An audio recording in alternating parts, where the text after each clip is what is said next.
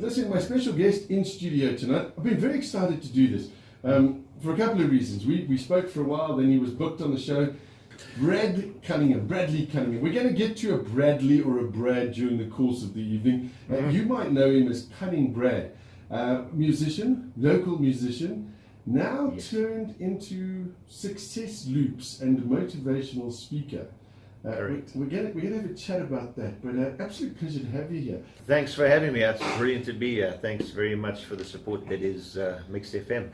Okay, so let's get into it. Tell me a little bit. Brad Cunningham. It sounds musical. We do kind of know each other.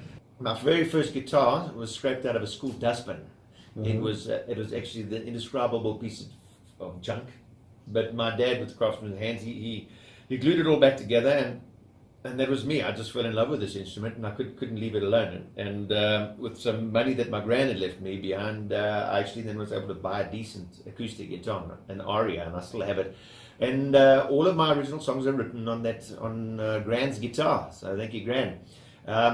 That's pretty much how the music. Now, whereabouts? But not born and bred in Joburg, surely. No, we're not born and bred in Joburg. I'm a Bulawayo boy. It's my brother too. My dad I was going to say, you are Zimbabwean. Yes, I am. Which explains, I think, a lot of this passion and joy for life. I think everyone has to be an entrepreneur that comes from Zimbabwe. It's a survival thing, I guess. How long have you been here for now? Well, I was here for a short time. Where there was a time where I was resisting the music because I was told I was following in Big Brother's footsteps, and it was told that I need to find something else. And being the pleaser that I was then, I duly obeyed until such time that I realized that's not very empowering for me. And then decided, whatever the choices are, this is who I am, and this is what I do, this is where my talent lies, this is where my passion lies, and this is what I need to do. And of course, everyone accepted, and I pressed on with the music. And you've done quite a bit of your own stuff. You have got quite a couple of songs. Album number 3 at the moment is almost done. Really? Mm-hmm. That should be interesting. Yeah. Have you found your music's changed over the years? Not really. I always try to strive and write songs that are better than last. But however, I'm not tied down to any strict genre. I've been playing covers to survive for so many years as a full-time musician, which is pretty good. So I've learned various genres. So there's from reggae to blues to rock to country to old school country, new school country, many genres, and I love the harmonica as well, and that's come through. So you'll find that pretty much on my albums there'll be folk is the other one. Basically, I grew up with folk, so there's a strong undertone of folk in my writing. But you'll find anything that's got an offbeat, anything that's got a bit of a blues thing, and that's undertone all my albums. The one thing that is I'm very strict about is lyrical content. It has to be deep. There's got to be a rhyme. There's got to be a reason, and it's got to. I love play on words. I passionately. I painstakingly, I lovingly agonize over my lyrics, which has been brilliant in some ways and been not so helpful in other ways, because obviously it hasn't led me to the commercial hits, which I'm very okay with, because that for me, I don't listen to commercial radio stations anymore, because the music they play has no lyrical content whatsoever. And I mean, we just listened to Stairway to Heaven by Led Zeppelin. I mean, champion. But it's music with soul, music with purpose, music with heart. That's what moves you. The bubblegum pop, and there's a lot of bubblegum pop. Yes. And if you look back, and now I think I'm giving my age away, but you know, he's 23. Everybody. Yeah, right. The stuff that I grew up with, that I was surrounded with, and it has become one of the sort of punchlines here at Mix. It's like real music for real people, played by real musicians with real instruments. I love that. And that is something like it. Those are the legends that you remember. You know, the stuff that comes out here today, gone tomorrow. Yes. Yeah, okay, it's great while it lasted. but it doesn't have the substance. And I think that's something that, as you said, in your music you love doing. So we're going to talk about that. We've got some of your music lined up. The awareness of that is actually growing. I'm starting to see it now in a bit of social media. Mm-hmm. I always bring it down to basically saying one thing, because a lot of people say the music of the 70s, 80s, and that all has a strong integrity and a heart and a soul, whereas since then, not so much. There are exceptions to the rule, but I put it down to basically that music that was made before was basically made for the intention of making music, which is why it's very, very good. Whereas I find today the intention of making music is more about making sales than it is about making music, and I think the music has suffered because of that. Yeah, I tend to agree with you. Anyway, let's listen to some of your music. Not that there's anything wrong with making sales, by the way. In fact, you're quite fond of some sales. My special guest in studio tonight is Brad Cunningham. We're talking about his latest venture, and I say latest because it is still very much in its infancy. Infancy. Hello, David. Use your word. Anyway, we're going to be back with some music from Brad, and then talking about Success Loops in just a bit. It is Mix 93.8. So then, where did Success Loops come from? Well, if I explain it, how it kind of just evolved was being a musician. I been doing the cover circuit, playing with backing tracks with the electric guitar, so I could solo out, and that was great. And then I put together the band and did some tribute shows, and that started to grow. And then I discovered, there's a world beyond backing tracks, and I fell in love with that. And then, but the band is limited to basically budget, because you're paying 3 salaries and not just one, 4 including the sound engineer. So it was really nice just to have some kind of diversification, and so I really enjoyed that. And then so now, because sometimes there isn't always the budget there, it's like, now how can I do something where I'm not playing with the same backtracks all the time, where I still have freedom of expression? And so then I started to do unplugged shows where I was just playing acoustic guitar. Now we all know just acoustic guitar and voice, after a while everything just starts to sound the same. So I started to put together some drum pedals where I could trigger some kick drum, the bass drum, a tambourine, and a crash cymbal. So I was kind of sitting down playing and then tapping these pedals with my feet, so real one-man band style, and river dancing while I'm playing, which is cool. I then put in a neck brace to play harmonicas. So men can multitask when forced. Then it crossed over to, but I still like to solo. I like to play a lead. And then a friend of mine who had a little loop station pedal. Now this pedal is just basically a little effects pedal that you can stand on. And when you stand on it once, whatever you're playing through it starts recording it. When you hit it, when you stamp on it again, whatever you have recorded in that segment in between the two pushes of this pedal plays back in a never-ending loop. Hence the name loop station. So basically, if I had a microphone and I just had to go 1, 2, 3, 4, hit it on 1, 2, 3, hit it on 4, come back in on 1, you'll basically get it 1, 2, 3, 4, 1, 2, 3. Now, if that equates to our music and you put a chord to that, instead of going 1, 2, 3, 4, you're going bum ba da bum ba da da da dum ba da, and then if you play, you hit the loop station in the right timing, because it can get interesting. If you're out of time, then it's horrific. It's annoying. I was going to say, yeah. Then you'll have a constant dum da da dum da da da da dum, and it'll play back for as long as you let it. Then it allows you to put loops on to record over that. So then you can bash the guitar around a little bit, and you're putting down a drum. So you can tap the microphone. I won't do that, Joel. I'm tempted. Don't want to break anybody's radios. You can play a bit of harmonica, and then build up basically a song that you can still express yourself by playing harmonica without using the neck brace. You can play as a lead solo. I could even get up and walk around with the microphone and get people to sing. So that kind of gravitated to that. So just from the music point of view, I was doing my original albums, I was doing tribute shows with the band, I was doing the solo gigs, the unplugged and the plugged, and then I discovered this loop station, and somebody said to me, a girl said to me, well, I think about the corporate shows. I mean, there's always looking for something different, and whenever somebody comes to me with an idea, I always try and think bigger. And I thought, well, not just a corporate show. How about putting together a instrumental inspiration and call it Success Loops. And the reason that made sense was because even before I was a musician, I actually discovered it. It kind of, you know, you have sometimes these realizations that just come out and slap you in the face or the back of the head like a plank.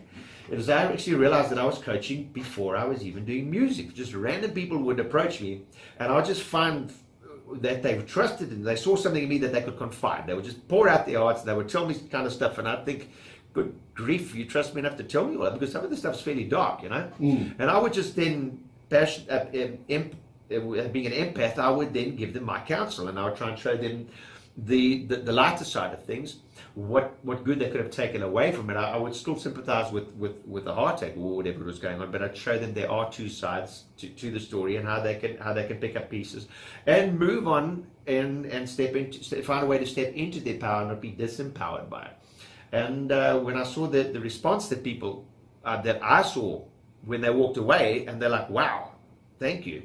That's just as big for me as when I stand on stage and the audience is in the palm of my hand. You know, you get those gigs where everyone's bopping and everyone's going crazy, and everyone's and you just reel out song after song and everyone's on the dance floor, and you just can't go wrong. It's brilliant. There's a term these days for that in sort of, you know, the highfalutin corporate world. It's called the flow.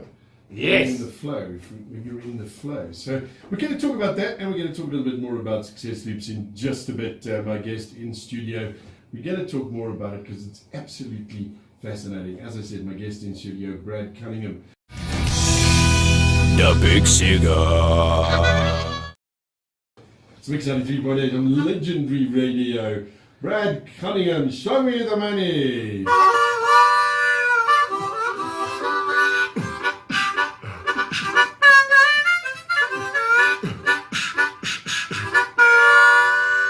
This is 93.8 Mix FM, and you're listening to the David Watts Show. What's involved? And this is Brad Cunningham of Success Loops, instrumental inspiration, his guest.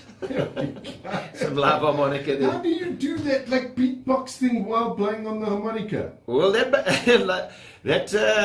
I used driving to and from gigs. Sometimes you got the long distance ones. I think it took me about 1,000 kilometers of actually trying to play first, and then I actually just had to do the breathing techniques with the beatboxing before I actually put the harmonica to my lips to try and work that out. But it's quite good at gigs, especially if you're not getting a response from the audience. You pull that out, and then people take notice. It's hard not to, though, because it's such a simple looking little thing. The tin sandwich, the harmonica. It is probably, I think it must be one of the most frustrating instruments out, because if you can't get it right, it sounds like you've just stood on a cat. Well, that's what I was like in the beginning. I mean, there's various positions of playing this instrument, and to put this, there's only one way of describing this. It might sound crude to people of perverse mindsets, but anyway, I'm going to say it. Basically, there's two ways. You blow Or you suck. Or you suck, yes. So, but now it depends where you're coming from. I predominantly suck. So we other people predominantly blow, that like Bob Dylan. So now whatever key the harmonica is actually in, if you're playing from a blowing perspective, that's the key that you would play it in. However, if you're like me, then you take the fourth, which is a bit of a musical, I'm not going to go into it because that I'll lose everyone, because it was difficult for me to discover. It's a different key altogether. And it was, for me, I couldn't make any head or tail of sense of this harmonica, and I bought one, and I got very frustrated with it, and I wanted to drop kick it, throw it out the window of the car, until somebody, a guest appeared over at my gigs, and he said, so you've got a D harmonica. He says, can we play some blues? I said, okay, great. Let me just put the backing track into the key of D. He says, no, put it into A.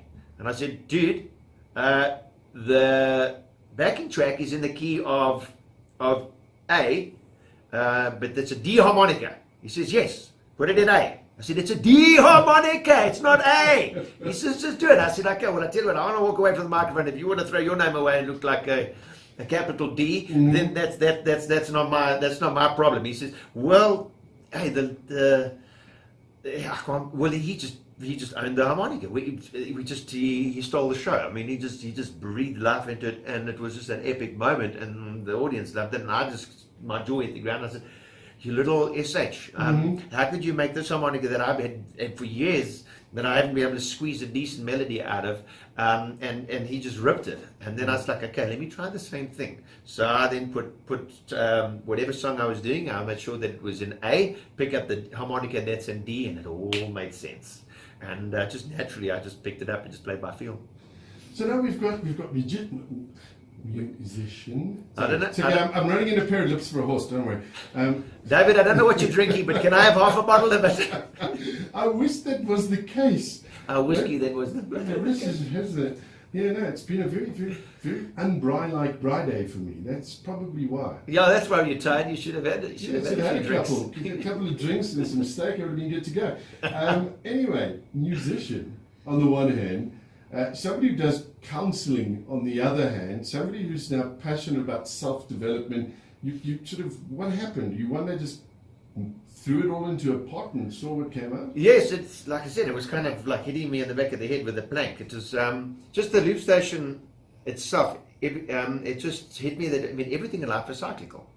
You can't really argue that. I mean, it's the days, the nights. We have a rotation around the sun. We have the seasons, the years. Everything is cyclical. So this little pedal that creates its own cycles, its own loops, was just, for me, just made absolute sense in order to showcase ways of self-empowerment, and something that I was already passionate about, and in a way that I can use music, which is, everyone's passionate about music. I haven't met anyone that isn't passionate about music. So this is a vehicle for me to get this across to people, that it doesn't matter whether you're a visual learner, whether you're an audio or learner or a kinesthetic, whatever. Mm-hmm.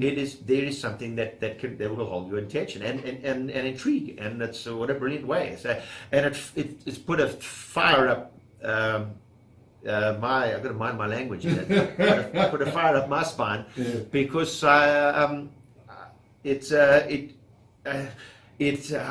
addicted to learning more, and to getting material, and to sharing it, and to it's not just to try and it's for my own good as well. I mean, I'm wanting to I've got kids that I'm looking after, and it's I look up to old Anthony Robbins, and I just see what he does, and the more I just discover the guy, the more in awe I am of this bloke. And I mean, he just wants to ease suffering. He's a machine, though. He is a machine. I mean, to look at some of the stuff that guy does. Yeah. You often think these sort of self-help gurus, self-improvement gurus. They get out there and they blah blah, and they don't really practice what they preach. He does. I mean, his days start at stupid o'clock in the morning. Yeah. Everything he talks about, he actually does. I don't know if you've ever seen him in the documentaries behind the scenes. I'm addicted to studying this guy. From his childhood, he had quite an abusive mom. Yeah. She made him drink liquid soap, and I mean, that was just one of the lessons that he got over. He says, well, yes, she was hard on me, but I mean, that's me. That's how I stepped into his power. He said he learned forgiveness, but he said that if I'm going to blame her for what she did wrong, I have to blame her for what she did right. And that when things started to step into gear for him, he said an awesome story. He bought this penthouse overlooking the sea, and he wanted to pay it back, but he just said to his mom, you good with homemaking and stuff, come have a look at this place that I bought. I want to see if you think it's okay for me. And so he's just rigging this all up.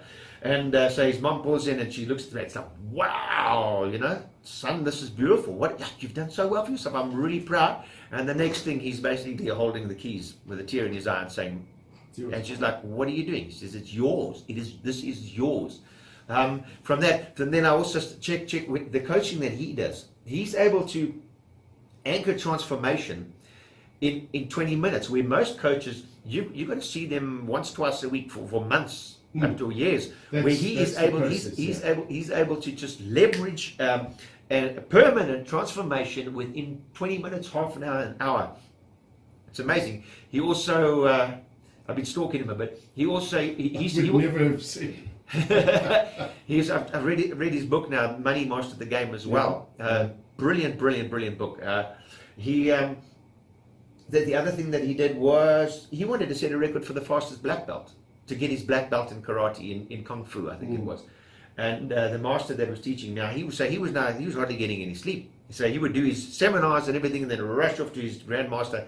And he made him do this kick like 1,000 times until Anthony turned to his master and said, okay, enough of this already. When are we going to do something different? And then basically he said the lesson was, I'm glad you've actually just realized that it is not about getting past, it's not about living in the future, it's about mastering the bloody present. You get it. Bam! And it's like, wow, what an awesome thing. And I think he probably did get the fastest black belt in history, because what he sets his mind to. Yeah. Okay, so how do we translate this into success loops?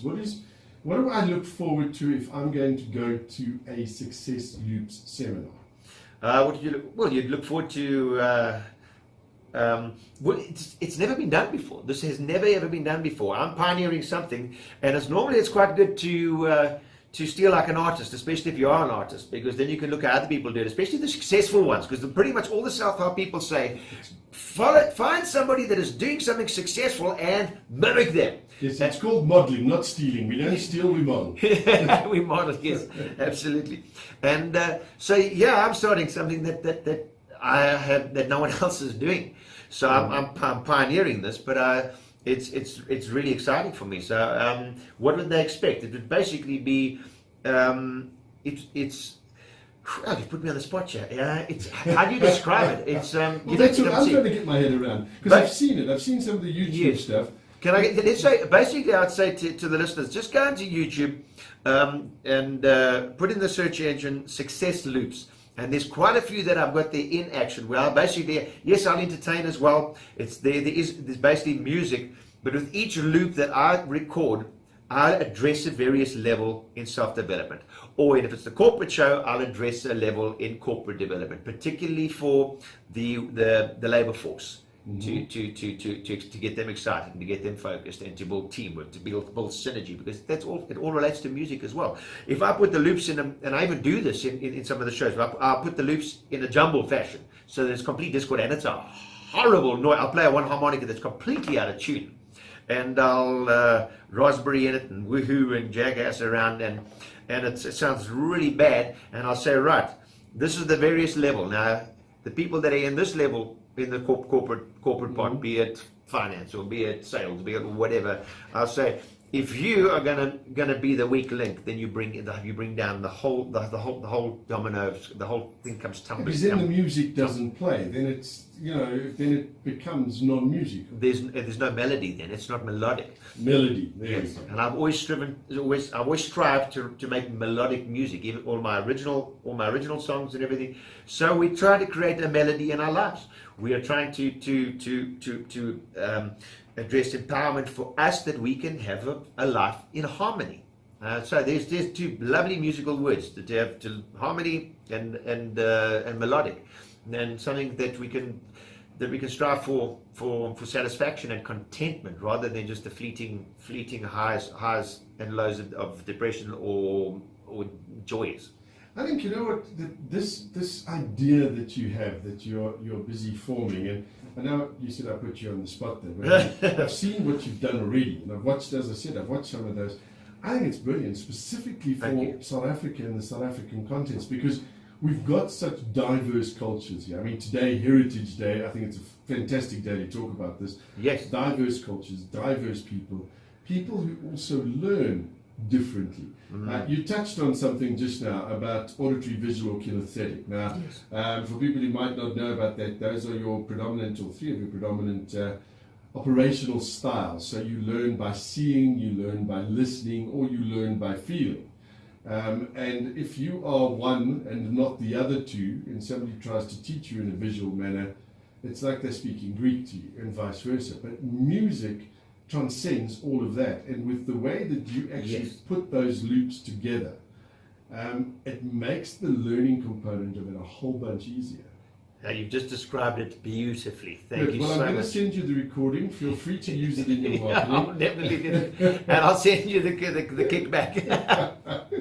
We are talking to Brad Cunningham about Success Loops. We'll be back with more of Brad and more of Brad's music in just a bit. The Big Cigar. I'm going to say thanks, but I needed this, okay? It was a quiet day, and I needed to just feel a little bit badass today. So thank you. But a humor, yeah, you got to laugh. Yeah. This is what I think, though, for a corporate, and I'm still trying to get my head just around this thing from a corporate perspective. Yes. So, how long would it take? Is it the intervention itself, the success loops intervention, is what? Is it a couple of hours? It's about an hour and a half. Okay. Okay, so obviously get there a bit earlier. I can actually handle all of the tech riders because being a musician, I've got all the equipment. Yeah. From the company itself, all I'd need is a screen and a projector, which every company has. It's as simple as that because it's visual as well as audio. And I'll take the guys on a bit of a ride for about an hour and a half, and we'll go through two sets of loops. And it's basically just displaying the corporate model, but in with the big problem I think with the corporate thing is that a lot of companies lack culture, a positive culture. Yeah. And that's the biggest downfall, because what I've learned now recently doing the courses that I've done is money isn't the greatest motivator.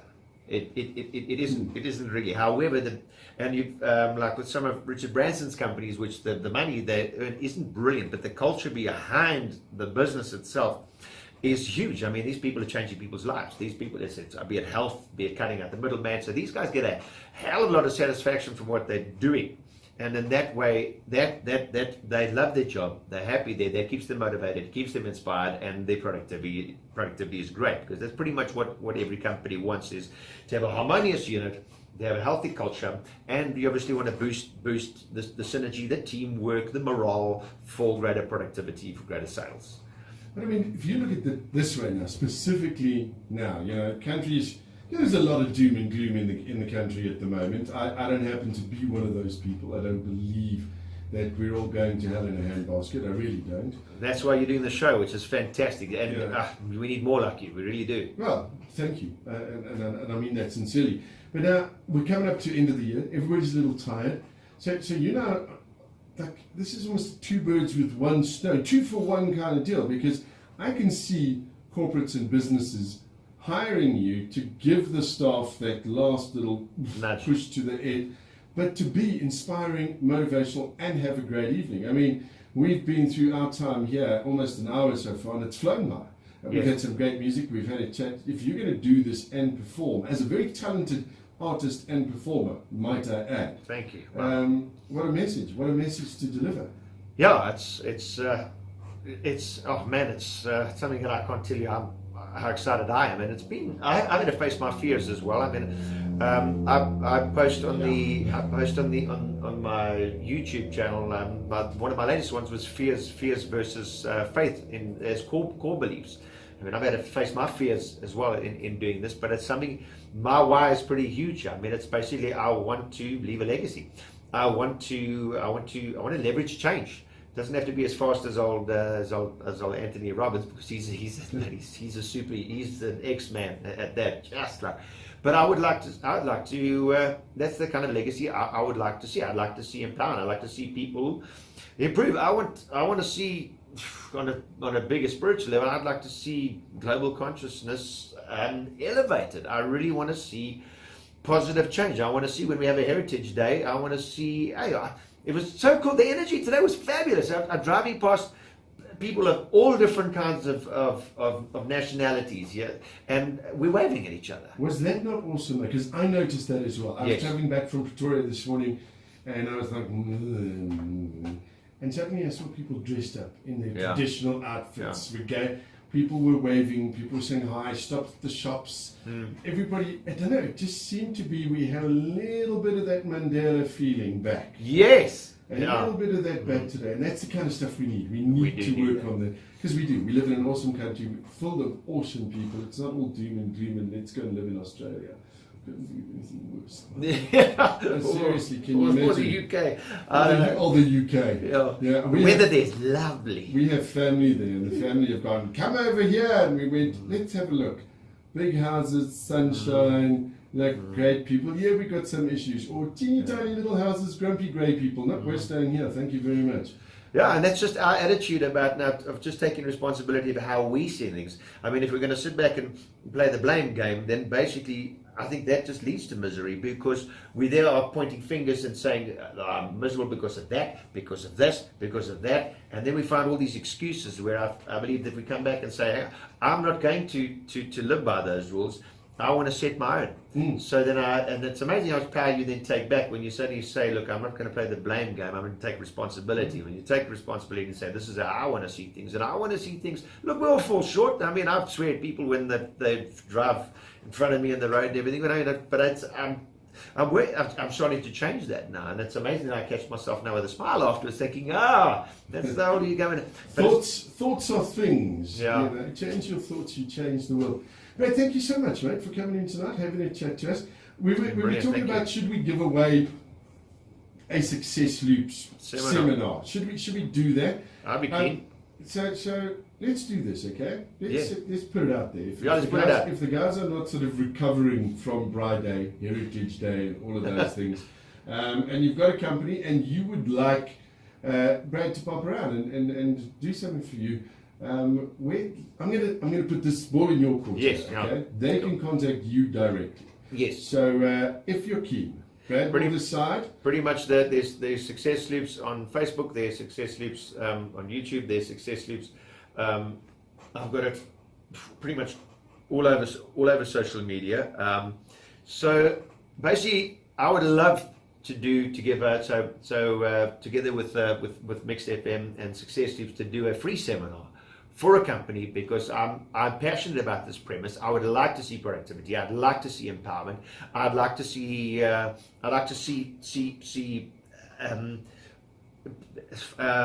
expansion, because that's what life is all about, of all that is good within us, because we are that.